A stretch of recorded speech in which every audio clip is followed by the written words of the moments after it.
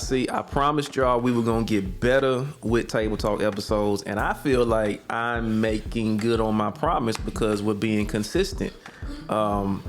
So first of all, I want to welcome you all to a brand new episode of Table Talk. You really could have been doing anything else with your time, but I think that you're gonna be glad that you tuned in today because I got somebody who always has a very positive demeanor, does a lot in the community, just an overall good guy. We were talking about that before we even started rolling. He's an overall good guy, but I really pushed him to come on this platform today because I feel like there's a narrative that we need to kind of discuss. Everybody, welcome Ted James to Table Talk. Thank you, Terrence. I'm happy to be here, man. It took a while. It did, but I was patient. So I appreciate you giving me some time to get to the Table Talk, brother. And I appreciate all those kind words. And it's normally you the one behind the scenes, so I am. You know I've been watching, and I see you've gotten comfortable on this side. I have, and that's what I was telling the audience even before. Like we took like almost 2 years off from doing this podcast because I'm always on the other side.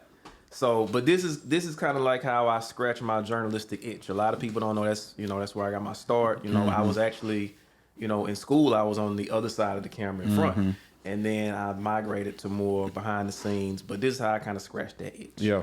But I want to kind of dive in a little bit. First of all, how have you been? What's been going on, man? Because you've been kind of, I ain't gonna say you've been recluse. Yeah.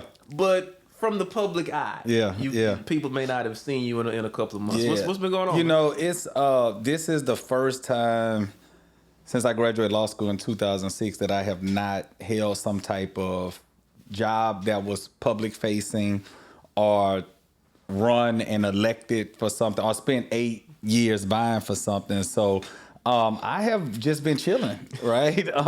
My law partners are excited, right? I've been doing a lot more, right? Yeah, I've been doing a lot more in the law office. And it's funny, most people don't think, but know I went to law school. But most folks see the political side. So, man, I've been back in the law office, being a better dad, spending more time. My mom is, I don't know if you knew it, but my mom was sick throughout the campaign, and she was hospitalized the day before early voting. And from hospitalization to therapy where she was in a facility, she didn't get home until after Christmas. So, I've been, helping my dad and my niece and my sister deal with my mom. Yeah. Now she is better though, right? She's better. Yeah. Okay. So she's at home. She had a procedure on election day, actually. Oh man. Yeah. You had a lot going on that day. Yeah. Which we're going to get to that day, but you had a lot going on that day. So man, the whole time, from early voting, we had to bring her, paperwork because she had to vote absentee because she couldn't get to the polls. So, election day, I went, picked my dad up from the hospital. He voted and we went back. I spent some time there and then, throughout the day. So, I've been, just back in the law office, had court this morning, and got a few other things brewing. Okay. Yeah. Now you brought up your law background. What exactly, do you kind of specialize in with law? So I'm of counsel at a firm, Duran and Cawthorn. So we have an office here in Baton Rouge, Opelousas, Lafayette, and one in Houston. I do mostly personal injury work, so car accidents, workers' comp, things of that nature, and some criminal, right? I got away from criminal probably about 3 years ago when I started with SBA. I couldn't, I just didn't have the time to do back and forth in court. So focusing on a lot of, our PI work. Right. Okay. Yeah. Okay. Now, speaking of the SBA, you're one of those ones that has done, you've done state politics, and then, even though SBA wasn't really a political job, but it was through the previous presidential administration. Do you have any aspirations of maybe kind of getting back into something similar to that? Oh, most definitely. Yeah, I, professionally, there was so much that I learned. Despite the narrative that I was just sitting at the SBA not doing nothing. There were some challenges that I saw, especially for minority-owned businesses, and there were certain things that we had that probably 40% of the people that reached out to me couldn't apply for because they either didn't have the right paperwork, they weren't in business long enough, they didn't have a lot of the requisite experience before they could go into government contracting, and on the capital side, they didn't have enough business credit or didn't have enough assets, even for SBA lending, which is very liberal in terms of where it was. I suspect a lot of the things that the Biden administration changed to be reversed. So it's going to be even harder, and we're seeing it already. And, you know, I look at last year as not a denial, but a delay, right? And I am enjoying this time in just private life, but, you know, I know a lot of people want to throw dirt on a grave that I ain't in yet, but I don't plan to be in it, right? Let's kind of segue into that.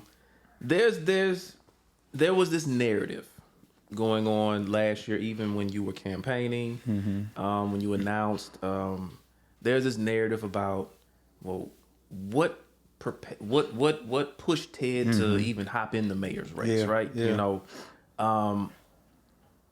Let's kind of dive into that. You know, what was first your motivation, and then we'll address the narratives of what a motivation was for you. You know, I'll tell you that me running was not something that I felt like I wanted to do. It was something I felt like I needed to do, and it was me running for mayor was way more than just 2 years ago. Like, I seriously considered running in 2016, and a lot of folks don't know that, but I was very close. We had a date for the McKinley Alumni Center. The same people that spoke were scheduled to speak. We had a logo. We were ready to go. And I decided then not to run for several reasons, right? I was married at the time, trying to stay married. I felt like there was more that I needed to accomplish as a leader, right? It's enough to say you have it in you and you have the titles, but there were certain things that I felt like I probably could have stumbled and been an okay mayor at the time. But I didn't have a lot of the background as a leader, and I didn't, in my opinion, I hadn't accomplished enough yet to jump out there, right? So I say that to say it was always in my heart. And this time, I asked God to take it out of my spirit several times before I announced, right? And I know the first thing is, you know, I've never done anything just to be boastful. I've always been very intentional, and it was a calling that I felt very strongly about. That's why, you know, I said it's not just a denial, but a delay, right? And I know what was in my heart, and many of the people that said otherwise, they knew, because a lot of folks were a part of those conversations, and quite honestly, folks said, "Oh, well, you can wait," and quite honestly, I could have 4 years. I would have been fine. My daughter would have been fine. I didn't believe that Baton Rouge would have been fine in another 4 years. And I said that very early on, that it was about my relationship with my hometown. And the SBA exposed me to a lot. And I was able to go to other areas, like I said multiple times in the campaign, and I saw what other areas are doing, and I felt like I could elevate the conversation here in my hometown. And you also made mention, speaking of your travels with the SBA and everything, you said that you saw smaller cities with not even half the resources that Baton Rouge has, but they were doing far more than what we're doing. And that you said that was I do remember that. I don't remember which stop that was on, but I do remember that you were alluding to that you know, we have far greater resources in a lot of these places. We're larger in a lot of these places, but they're doing more. And that's something else that kind of spurred you. It's you know, for me, it's a leadership thing. It's you know, how well we cultivate those things, right? How well we pull down resources from the federal or state government, like, you know, and I felt like we could be doing more. And you know, I said this. You know, my expectations may be a little bit different from other folks, right? And I'm willing to accept that. And I think, Terrence, one of the things, you know, most cities and states have the closed primary system where they are used to prominent Democrats running against each other, right? And that was not new because it wasn't. I'm not the first Democrat that ran against Mayor Broom, right?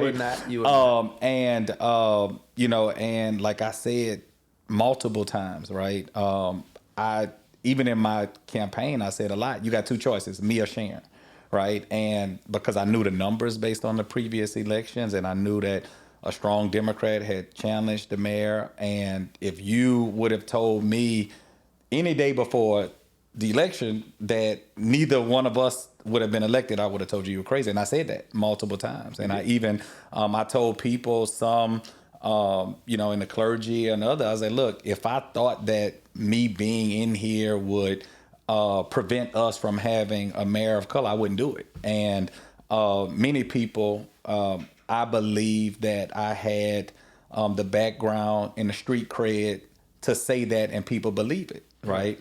There are some folks that knew it but wouldn't say it, right? And there are some folks that honestly, they don't know me. So for me, you and I have talked about, a lot of the chatter. Just like I ignored a lot of the stuff in the campaign, I have ignored a lot of that because I recognize a couple things.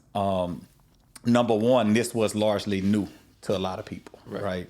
2016, that's 8 years. So you got people that were 10 and they were 18, right? So they were 10, right? You didn't remember me as a legislator. You didn't remember all these conversations. And I know that not everybody lives and breathes politics and knew the numbers like me, right?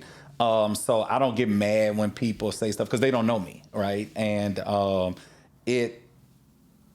the benefit of not elevating to the seat, I don't have to be as pacifying for people's emotions, feelings, and thoughts about me, right? Think it, feel it, right? And I know that some of it is coming from a fact that they just don't know, right? And this was new, and upset about things. And when people are upset, folks got to find somebody to blame, And I was prepared for it either way. Now, I've had conversations with people before too, as well, as far as the fallout of the election, and like you said, everyone wants you got to put a face on who to blame. I had conversations with people back in March of last year, and I told them then, I said, Sharon's gonna lose. And they were like, what do you? I said, y'all ain't paying attention. I said, the ground is kind of shifted a little bit. I said, this isn't a slight to her. I said, this is just analysis. And I think what we have to get out of in our community is being offended by analysis. We can't be offended by facts. We can't be offended by, recalling events. My assessment was, Sharon has been in there already 8 years. So politically, people are looking like, oh, you've been there for a long time. Well, Baton Rouge, you could do 3 terms. So that's not uncommon. The previous mayor, Kip Holden, was in there for 3 terms. Yeah, but that's an anomaly across. Like we are an outlier in that. Yeah, it is. It is. Normally, it's 2 terms. So you're dealing with somewhat political exhaustion. You're dealing with other things like people are looking like, okay, this part of town has never gotten this type of attention, or X, Y, and Z. But then you're also looking at coming out of the Brave Cave thing. That was huge, and a lot of people, and I believe her constituency, felt a little bit betrayed because even when she first got in, it was a lot about the police department, and not to say that she was bad on that, but 99 times, but people will always remember the one time. You can show up 99 times. That's right. But they're gonna remember. Oh, don't I know? They're gonna remember the one time. Yeah. And that's that becomes the narrative. So, and then it was the most recent one. It's not like it happened like 2 years into her term, and she could kind of bear it a little bit. This was fresh. Yeah. And right around that time, we're in the atmosphere of the Ronald Green case with the state trooper. So this feeds right into that. Then you had the stormwater thing, the storm drain. Yep. That was in the news. You know, that didn't look good. So these are two back-to-back things where she's just getting hammered with. Yeah. And when you have that type of atmosphere, you're already bruised up. But it's on you to change that narrative. Yeah. You know, then you add in the St. George thing, which I'm gonna be honest, just from my standpoint, that's an L she's gonna have to hold. Because I feel, and you could correct me because you would have a lot of insight because you've worked in government. Were there more things preventative that maybe the mayor's office could have done to prevent a St. George from happening? Like, couldn't we have maybe incorporated swaths of land, you know, or at least start the process of it? So that way, if they are going to try to do this, but we've incorporated these big portions of land, it's not even worth doing at this point. Yeah, you know, it's man, this whole conversation around St. George was the one thing that, and it's ironic because it propelled the mayor in 2016. I was right there. Right. She was running against the guy who was the architect of all of this, right? Yeah. And she won because she was the unifier, right? And then because of two or three people who donated to me, all of a sudden I became the St. George guy, right? Right. Which I'm definitely going to get to that too. And the thing about it is that you campaigned for 9 months or so saying don't trust him because he's with them, when that wasn't true. And then in December, when you know the one group that was real motivated and excited to go vote were the folks in that area. And not all of the folks there were supportive. We got a lot of folks that I knew that wanted to vote against the tax because they didn't support the city. So there's so much misinformation. So could more have been done? You can always say yes. But I'm not going to completely lay it at the feet of Sharon Weston Broome because I was with her. Right. Despite what y'all heard last year, I was in almost every single conversation. Right. I filed bills. There are text messages still in my phone. Right. Of she and I texting about a bill that I had in the legislature. Now, what we could have collectively done is, could have been maybe more of a marketing push. Because, most definitely. Yeah. The campaign. Even when they were coming back, they the first time they came within 71 signatures, they couldn't even get on the ballot. That's right. Once they got on the ballot, you drive in that area and you see nothing but pro St. George signs, and there was no presence of anything countering that in that area. Yeah. So I'm speaking to someone who literally, has to drive through that area, look at it, and I'm like, there's zero presence of a counterbalance to that. That's right. They had billboards up. Go for this. There was no billboards. There wasn't even Facebook posts. Yeah, I'll tell you. This one people gonna really get mad at me, right? They might get mad at me too because it's a lot of what they did to us, right? And for me, I matured a little bit in my public service because for me, we can all concede that we are never going to stop whomever them is from doing what they want to do. Right. But what we have full control of is what we are going to do. Exactly. Right. When you look at the campaign, you talked about all of this with the signs and the flyers and all that. A lot of the folks that were kicking and screaming, they weren't donating to fund an effort against it. Right. I will even say for me as an elected official, there's a lot more I could have done to post and to share about the fact that, hey, these folks are coming back. They lost on a technicality because of some votes, but people are more motivated after a loss, right? Yeah. So what happened is we won technically and we went to sleep, right? Yep. Knowing that these folks will come back. And I've said this even before the election last year. I said that this whole thing was one of the biggest regrets in my legislative career because when it started off as the schools, like myself, Pat Smith, Alfred Williams, Regina Barrow in the House, we stopped this. Right. It sailed through the Senate. We stopped it in the House. But there was never a Kip when he first got in. I mean, when he was mayor, when this first started, or even early on in Mayor Broome's, there was never an effort to say, let's come around the table, right? And let's compromise, right? And who's to say if Mayor Holden had been like the principal in the room and said, look, bring the school district in, bring these folks, and let's, we got so many charters now, right? Yeah, so that didn't happen. That never happened, right? Even after they failed the first time, to my knowledge, right? And I was very involved. I never saw at least to try to compromise to get us to the point where we didn't get to where we are today. I never saw that. There was no real push from any of us that were elected to say, hey, we need donations to stop this, right? Because we need people because they're constantly fueling their effort. They were. And when you look at the list, and I posted this at some point during my campaign finance stuff, when I looked at the list of people that funded the pro St. George movement and the anti St. George movement, most of the people that funded the anti-St. George movement, they were on my campaign finance report, right? A couple people over here. But when I looked at both lists, those lists about 95% of people that don't look like you and I. Right. So people on both sides that funded it. So that speaks to, we didn't, I will say, and I'm going to say we, and I'm still going to continue to give flowers. We didn't do enough as the elected people in the room to say to the community at large, we need your help. Right. This is a real thing, it's coming. And I don't think that there was an effort to try to prevent it. It was fighting, right?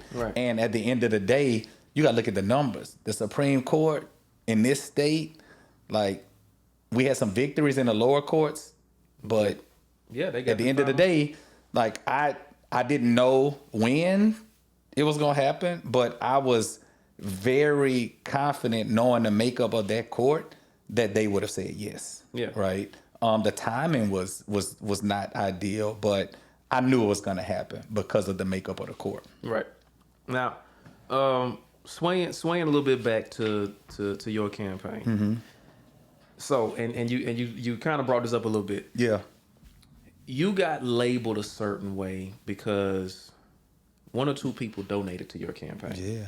And from there on, you had people feeling like you were compromised or whatever else. What do you say to that narrative, to where, they're insisting that, hey, people ain't gonna give money to your campaign for no reason. Yeah. They want something in return. They want to be able to have a say in how you're gonna maneuver. What do you say to, I don't want to say dispel that. Yeah. But to just add context to it. I think that, it's, and I said this multiple times, nobody that donated to my campaign, whether you gave me $5,000, $10,000 or $5 and $10, would have had the ability to walk in the mayor's office and make me do something that wasn't in the best interest of East Baton Rouge Parish. Right? Who's not going to say that? Right? Right. I believe that for me, I have shown, for folks that knew me in the legislature, that I've always had the ability to garner support from across the board, right? What we have never seen is a candidate. I'm not gonna say that because there are other folks that have raised over $1 million, but locally, you got business folks. On that. Man, I raised $1 million. They came in third, so obviously that didn't mean much. But it was new, right? And it's very few that have been able to do it. But it is something to highlight that in a mayor's race, that's right. That amount was raised. Yeah, and, despite the outcome of it, that shows a certain level of tenacity with your campaign, but also the appeal of the campaign. Yeah. So the truth of it is, Terrence, is that the majority of our donations were low dollar, right? But the other side did a very good job of highlighting the two or three people, right? Right. And when we say the two or three, we're talking about people like a respondent. Who is, considered, a very strong backer of conservative ideas and everything. Yeah. And, the irony of it is, it was like, my first campaign finance report was $500,000. Right. He gave me $1,000. So I was more upset that people thought that I could be purchased by $1,000, right? So I'm like, we got a stack, Ted. Like, come on, man. Like, give me a little bit of credit. Like, so I'm gonna sell out for the low $1,000, right? So that was, but people, and like, our community, we don't know that all of this stuff is public. And many of the same, when you look at the business people, they were on both. They were supporting both. Well, because that's what they do all the time. Right. The business community is like Don King. That's it. They going home with the winner. That's it. That's it. And that's just what it is. Yeah. And the other thing is, again, and I bring up this aspect, we have to be able to separate how people have business interests and people have social interests. That's right. That's right. A business person, I mean, even if you look at Donald Trump, who is the poster boy for the Republican Party now, but how many decades was he donating to Democrats? That's right. That's right. Because that's, they have swaths of money where they say, all right, we just got to peel some off. Give to this campaign, that campaign. And at least maybe we can get in the room. And it may not be, hey, I want to get in the room and get you to do this thing where it affects people socially. Yeah. It might be, hey, I sit on the board of this hospital and they're trying to do X, Y, and Z. Do you think maybe you can look into that for me? Yeah. It might just be, we want to be able to just have access to a conversation. Most definitely. Not that they even think $1,000 is going to get them this heavy influence, but it may just be, hey, at least it gets me in the room. And the irony of it is that, Eddie, I never met, never talked to, came to an event, gave me $1,000, and ended up, as soon as Sid got in the race, he was supporting him. So I'm like, dude, you done cost me all this hell. You at least got to stay with me till the end, right? But and it's a lot of people, like business folks. We don't have enough entrepreneurs in our community that can say, you know what, I'm gonna donate to both sides, because at the end of the day, I will have established a relationship with both. And right? That's where we should probably be focused, right? And the fact that we haven't built up enough folks that can just write a $5,000 check and not be hurting, right? And the funny thing is, for you 1,000, because that's all it takes. That's right. Yeah, for me, 2 pieces, yeah, 2 pieces of the biscuit, yeah, good. Yeah, and that was funny to me, because I was like, man, $1,000, like, wow. and I was about my campaign. Hindsight is 2020. People, there's so much that folks say, you need to do this, you need to do that. But one of the things that I promised very early on is that I was going to operate here, right? And you mentioned it.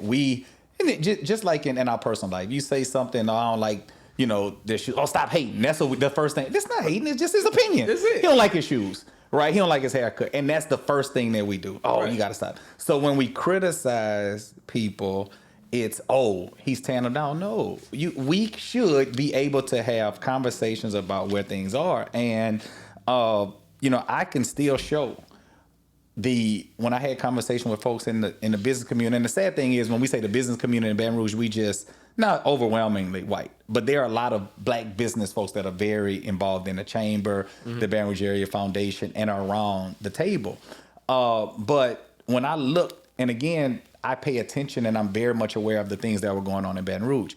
People saw that downtown didn't have the level of attention that it had under Kip. Right. I'm a big downtown guy, right? Yes, North Baton Rouge. Yes, Old South Baton Rouge, but my law office is downtown. I spend most of my time downtown. A city of our size should have a vibrant downtown, period. Absolutely. I was very vocal about that.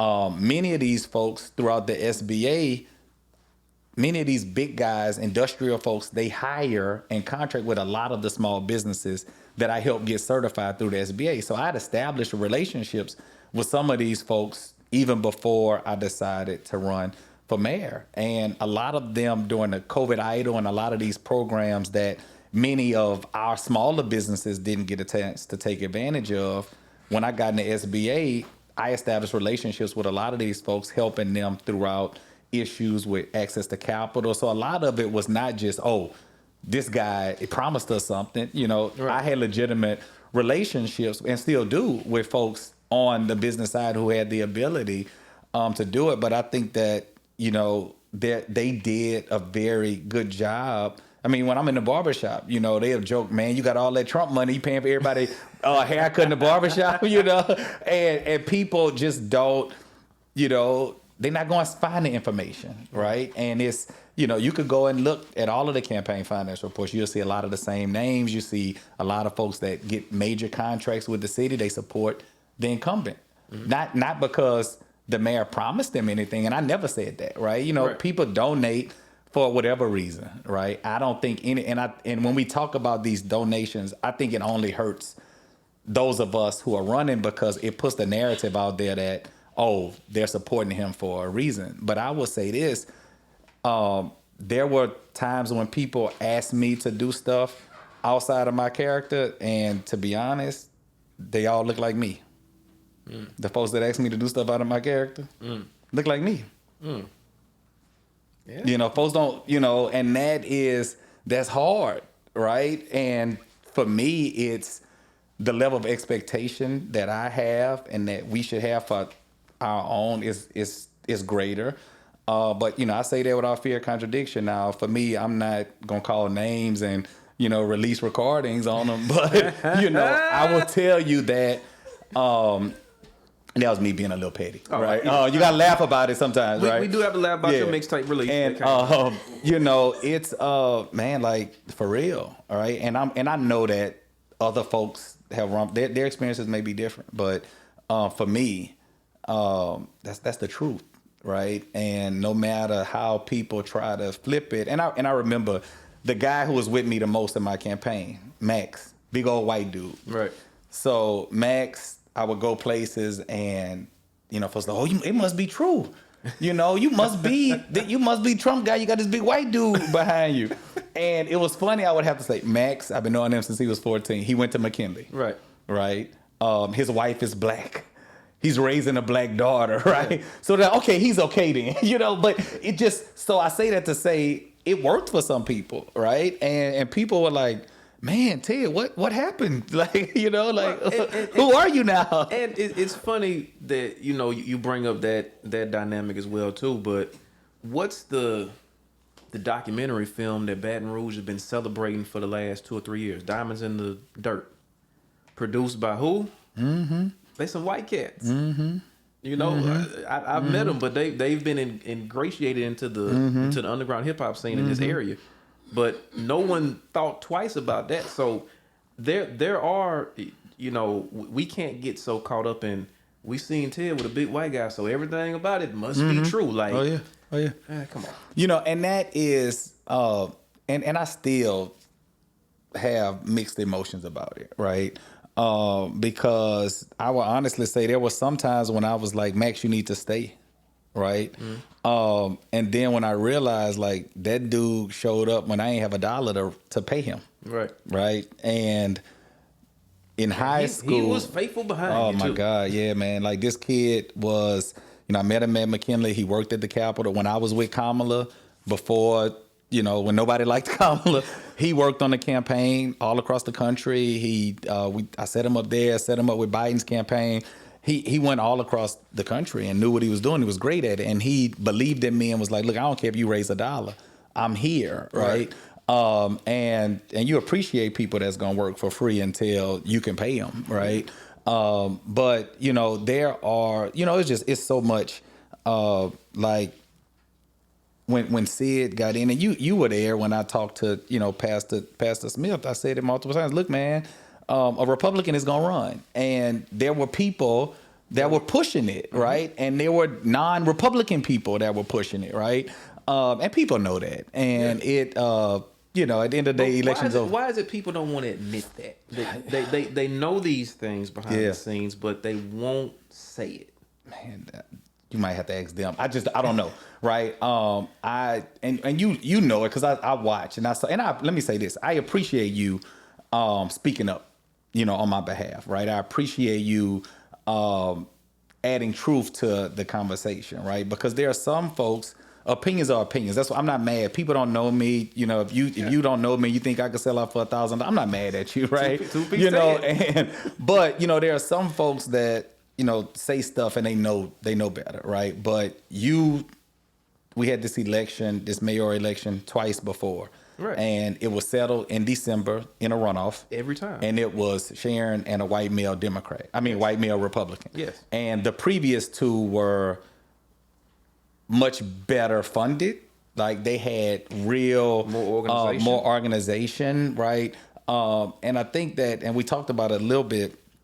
This wave is happening faster, right? Like the pendulum is shifting. So like the 8 years, you saw it. Trump did 4, then the party in power is they're relaxed. Biden comes in, the party that just got put out of power, they're more energized. So the 12 versus 8 years, that's a lifetime now. Yes. And people are, and it's shifting a lot faster. And, you know, I knew the numbers, right? A lot of folks knew that the support wasn't gonna be there, right? Yeah. And like for me, I had multiple conversations with the mayor, right? And I've said this before, and it's, you know, not crying over spilled milk. Today I would say the same thing I said the day I announced, the same thing I said the night of the election, the same thing I said when I endorsed it. It was never personal. No. Right? Never personal. Even through all of the crazy stuff, I felt like I could have done a better job. Right? And folks knew and that. You weren't the first Democrat to. That's correct. To do that. In 2016, she the number one Democrat at the time to go against her was Representative Marcel. Yeah, and we had another one. We had Greg LaFleur.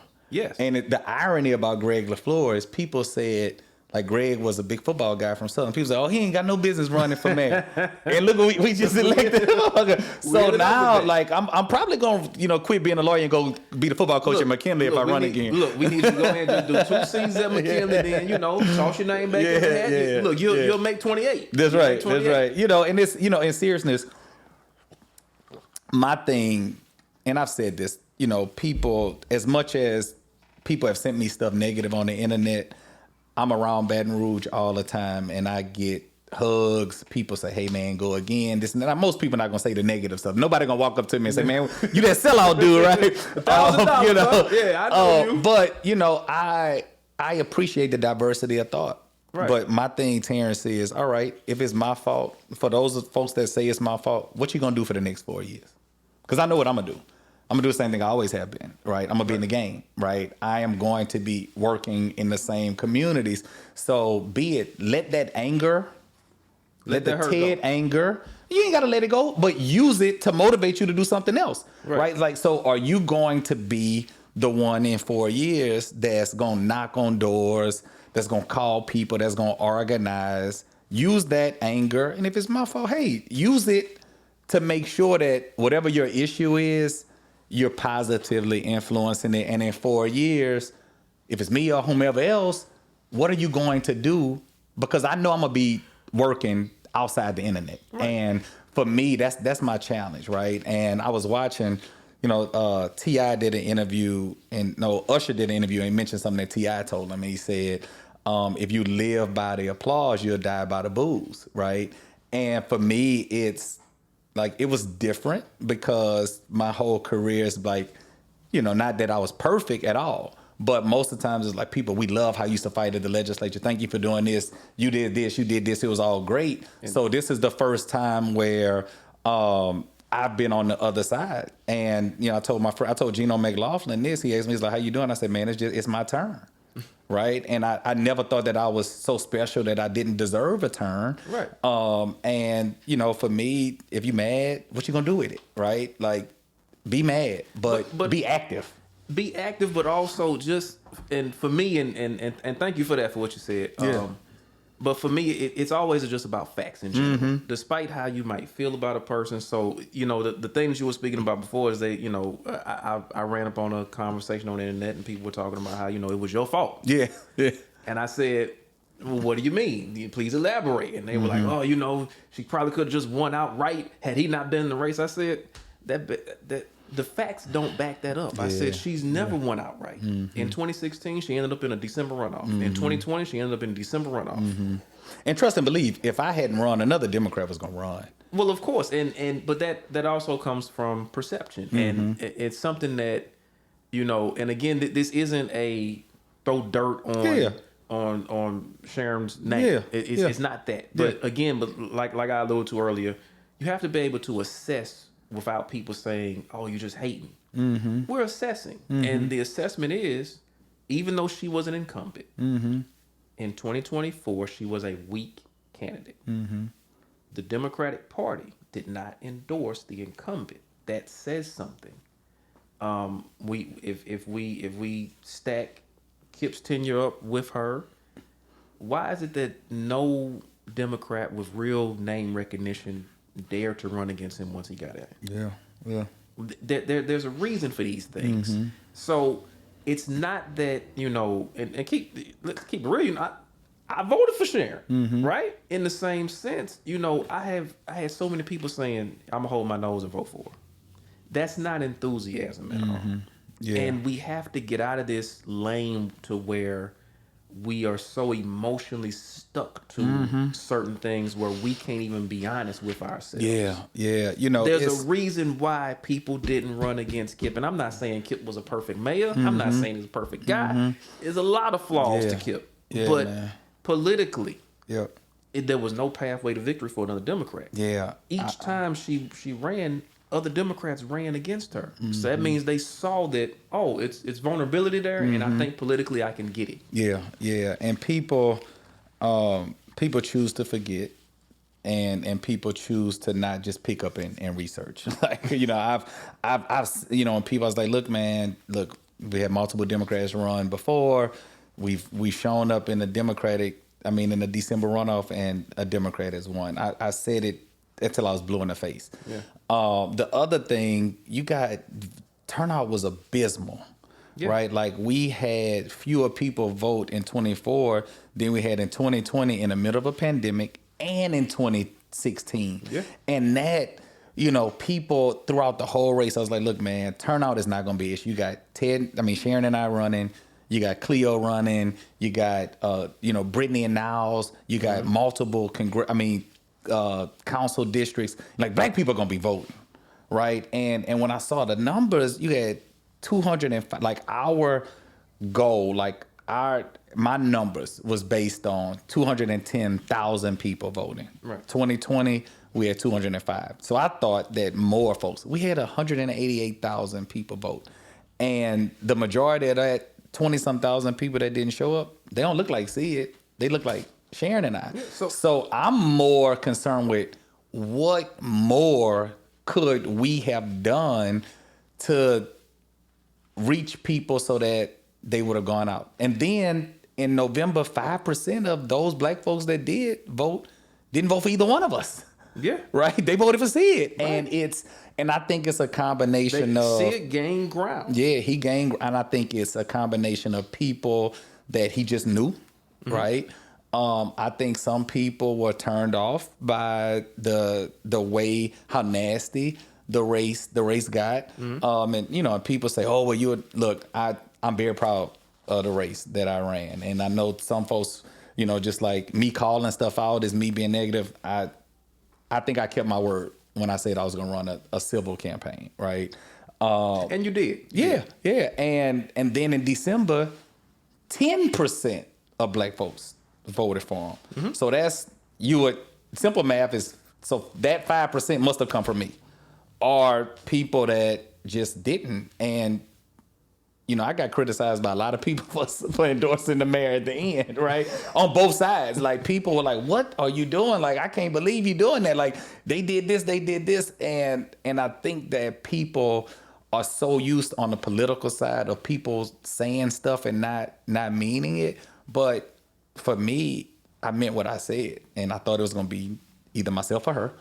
And when I looked at them, forget all of the personal stuff. Forget what the campaign was. Who would be better for Baton Rouge? My opinion was not swayed because of things that happened in the campaign. I was able to put those things because it wasn't about me. Now, if I was the selfish sellout that people said that I was, then why didn't I would have been like, no, she did this, they did that. Don't do it, right? And but people, oh, you could have done this, you could have done that, you could have been here, you could have said that, right? And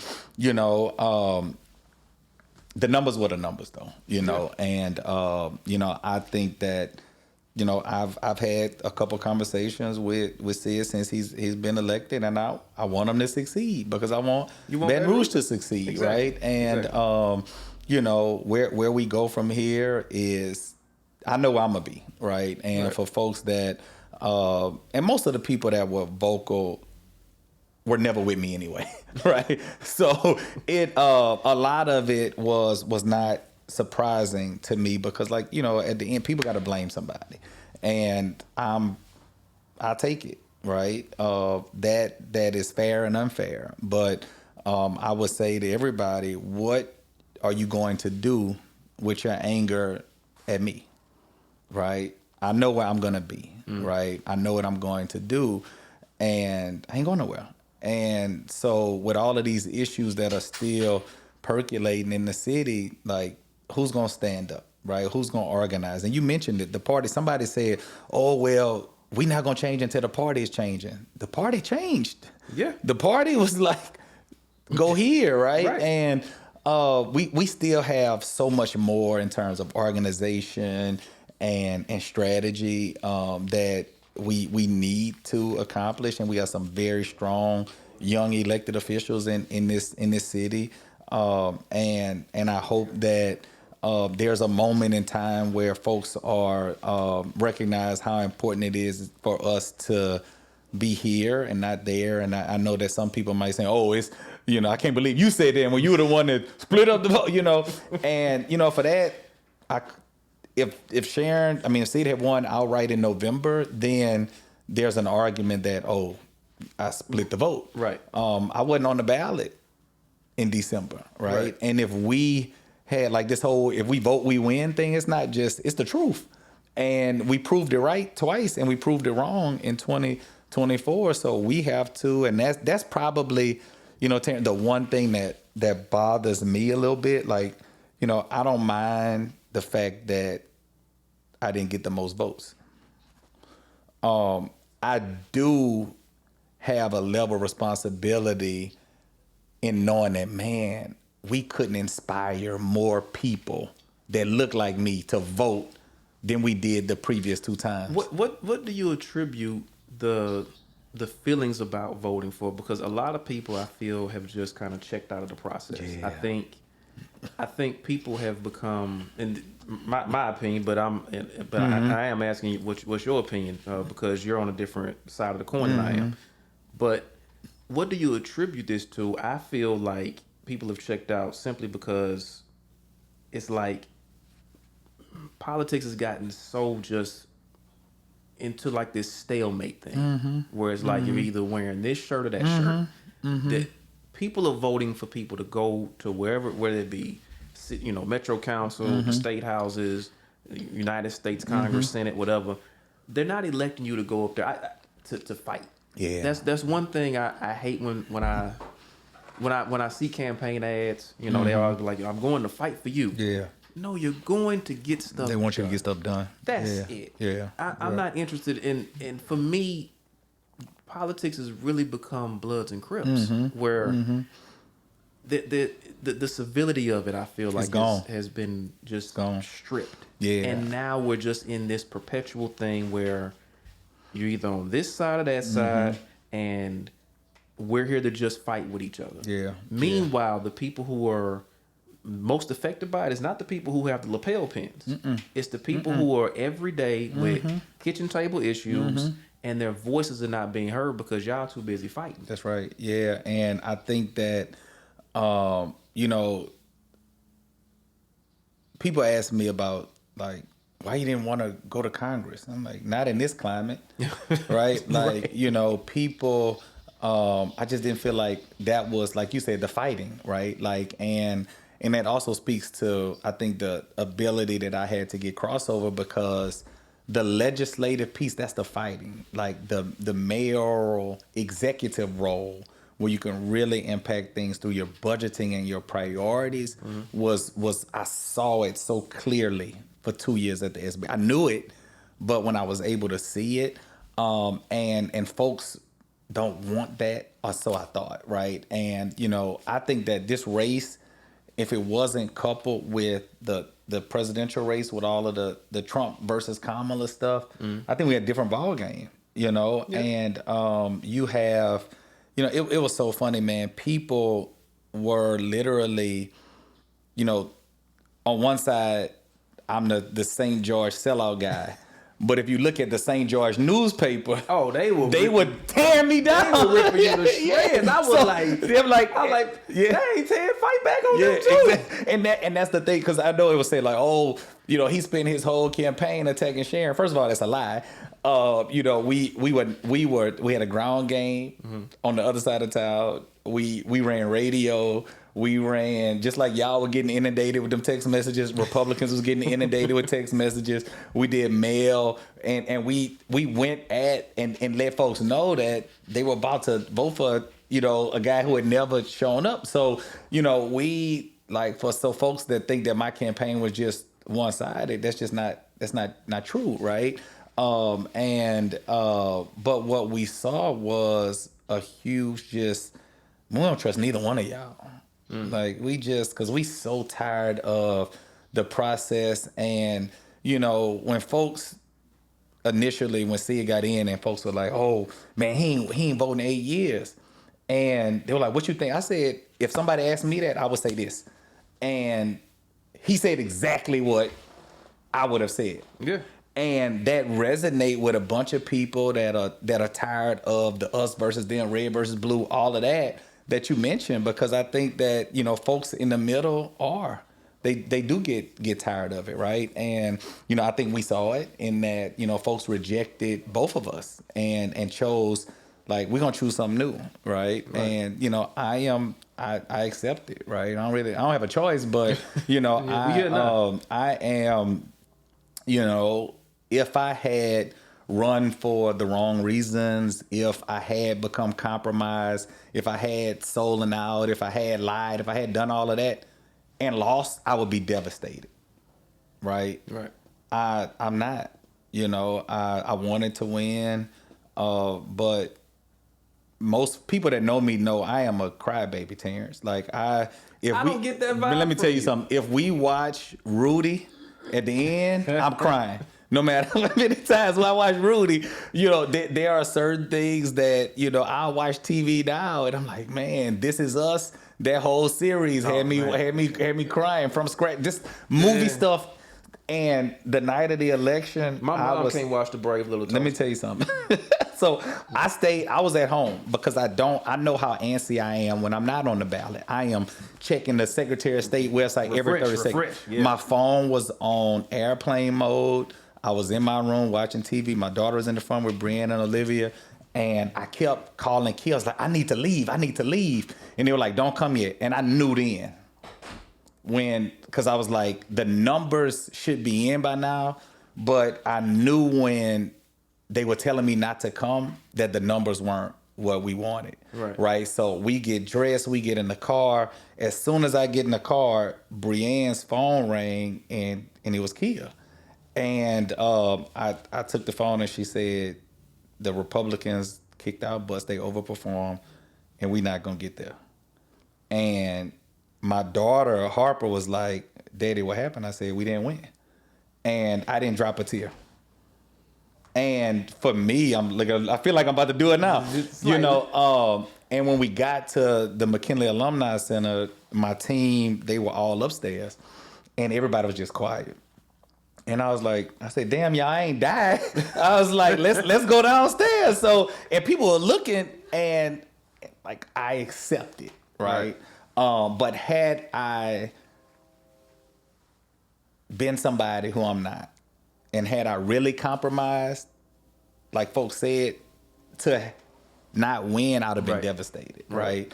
But I'm cool with the results. I'm cool with the people who not there anymore. I consider it a blessing. Some folks they're not gonna be in the next chapter of my life, and I consider that a blessing because my daddy went to jail to realize that certain people they didn't deserve a place in his life, and I just lost an election. I think you came out a little bit better than that's right. And I actually, Terrence, the folk, I know that there are people in this community that no matter what I say or do, they're gonna be like, it's your fault. And my thing to them is, all right, so what you gonna do the next time to get what it is you want or you felt like you deserve, right? Well, what are you going to use it as? And I'll say this. People don't have a long memory at all. The people who are saying it's your fault right now, those be the main ones on whatever you do next. Yeah. I feel like they'll probably be your main supporters. Because here's why.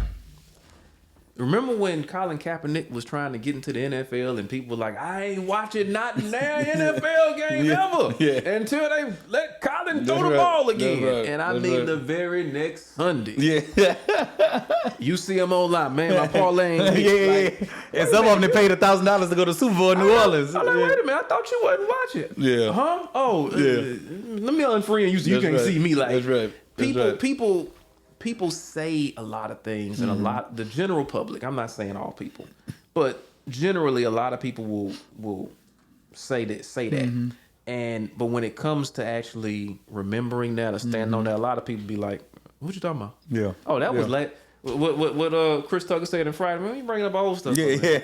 Like that's kind of how they handle things, you know. Because I've seen so many people say they gonna boycott the NFL, and they went right back to watching like within 1 or 2 weeks. You know, people got all up in arms about Rouse's, and boy, Rouse is doing good at their new location. Yeah. So I say all that to say, you know. And I'm sure you realize this. Whatever you decide to do in the future, it's gonna be the same people that was saying it's your fault. They'll be wearing a Ted James shirt. Yeah. That's just my opinion. We'll see, man. But speaking of that, sir. Okay, so we know you're back to full-time law right now. You know, you said you enjoying life, you chilling. But what's brewing? What? And maybe you don't want to say too much right now, which I clearly understand. No, man. But what's the future? I'll tell you that I am. I'm gonna go back to the Capitol, not as a member, but doing some lobbying because of just the experience and passions that I have. Now I can take it there and monetize it, right? And work on some. I'm working on some issues right now with some criminal justice organizations that are not willing to just lay down. So we're putting some stuff together, not just locally, but across the southern half of the country. Man, I said it earlier, right? Like be very careful about throwing dirt on a grave that I ain't in yet, right? And for me, 43, I'm too young to just say never, right? But I am, really excited about this chapter, right? And there's a little motivation in it. Like I always, like Jordan said on the documentary, I took that personal, right? So some things I'm taking a little personal, right? But and I think that back being against the wall in certain respects, there's some excitement in that for me, right? I'm excited about helping. Larry's running for Senate. I'm excited about that. I'm excited to see what Anthony Kinney is gonna do. I'm interested in what my friend Kamala Harris is gonna do, right? Some of the OGs that were with her earlier, we've been texting, and some of the Biden people, like what we gonna do, right? There are a lot of interesting conversations happening right now, man. But I just I'm not leaving Baton Rouge. There's nothing politically that I want to run for at this moment. But things happen, things change. You got a lot of time in between. Elections that may be out there in the next 2-3 years. And we have, like, I'm a resource. There are things, and I'll be very transparent. I've shared some things with Sid that it's like, look, man, I talked about these things. I've shared some ideas, and if he picks up the phone, I'm not gonna not respond, because I feel like if I meant what I said about Baton Rouge, if he asked my opinion, I should give it to him, right? And the same with, anybody else that ran, right? Like if we were in it for the right reasons, then there's no reason to be angry or not supportive of things that are happening. But, yeah, man, I'm gonna be around. I'll be around. I like that answer. I'll be around. Yeah. Is there anything you wanna leave the audience with before we get up out of here? No, I appreciate. Aside from don't stop putting dirt on yeah, the grave. Man. I'm saying that to be silly. To your listeners, no matter where you fall, right? We have an enormous opportunity, right? A clean slate, so to speak. We are seeing what is happening across the country when we don't show up. Mm-hmm. And there are a lot of opinions, even about me. The facts are that if we had shown up to the level that we showed up previously, we wouldn't be having this conversation, right? And we have to get to the point where we're organized. We got to get excited. Even when we don't love the person, we got to be excited about what happens if the person that we ain't excited about doesn't get it, right? And we're seeing that now across the board. And I think it's going to be more than just blacks and Democrats who are going to see, especially nationally, some of the issues and just the unorganization. Like, man, when you talk about we're going to stop paying grants and all these different things, that sent everybody into a whirlwind. Even Jeff Landry, he's when you saw his response, he's like, oh, we're going to see, and I know that they were scrambling, calling like, hey man, what are you doing? Did he hear what he said? Yeah. And, it's a lot of things moving. So, to folks in the audience, like, be more in tune with the governing aspect and not just the political and the election side, because that's the messy stuff. That's the stuff that's always in your face. But we have to be tuned in now, because this is the stuff that really matters, right? And don't wait until November of 2026, November of 28 to care. And, just posting about it on the internet, that ain't it. Because the same people that you talking to every day, they seeing the same stuff. And unless and until we're going to go out there and do the real dirty grunt work of reaching those folks that are not motivated anymore, we're gonna see the same type of elections and the same apathy, because we got to get off the phone and we got to get into places, even the churches, right? We gotta get out and got to go beyond the wall. That's right, because folks are not always there, and we got to be comfortable that, we didn't talk about that either. We got, I saw the GOTV effort that folks put out for John Bell Edwards. Mm-hmm. I didn't see that for myself or for Sharon. And we have to be intentional about doing that, even when the check's not coming. Right? Now that might be a whole nother story or a whole nother show, but we shouldn't. And I'm not saying don't pay people for a service. That's not what I'm saying. But I saw what happened in 15 and 19 for John Bell, and I saw what happened in 2024. And there was a huge, and 2023, we're going to go back to Sean Wilson. Yeah. And we have to be very, very intentional about financially supporting the stuff that we want. We got to be financially we got to be focused on doing the dirty work that people don't want to do. You got to put your full energy into it. You have to. And, that's just it, man. That's for folks, we got 53,510 votes, right? That's humbling. But that wasn't enough. Yeah. Right. And, so folks, no matter where you fail, we have work to do, and it's going to get harder.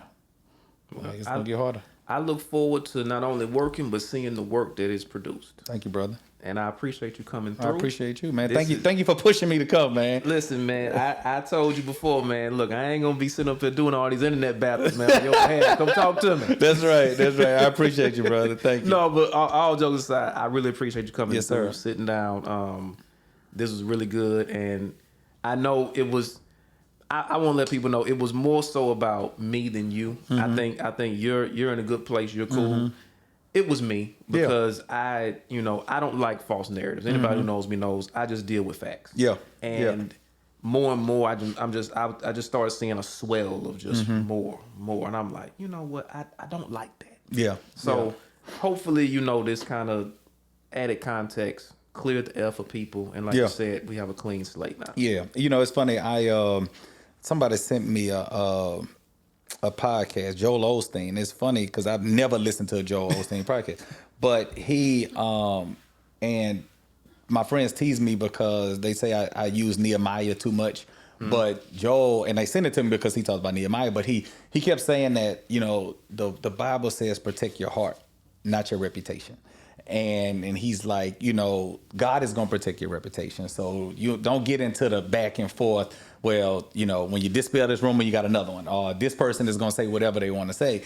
So I have spent the time, I'm not saying just because I didn't cry don't mean I hadn't been hurt by it, right? Or not the election, just because I put so much into it, right? But I knew that I knew why you wanted to have a conversation, right? And it wasn't even about me and the reputation, but it was, I am cool, right? I'm good. So I appreciate you with the level of intention that you placed on getting me to do this, because I haven't, right? I've done it with family, but I have not had the conversation, and I hope that the folks that are listening, this is I'm not bitter, I'm not mad. Completely, I can completely that too. You walked in, you smiled from ear to ear. So I appreciate it, and we got to do more of it. I appreciate you. Yes, sir. All right. Yes, sir. Y'all, thank you for watching, tuning in, and remember, you're either at the table or you're on the menu. You decide. We out.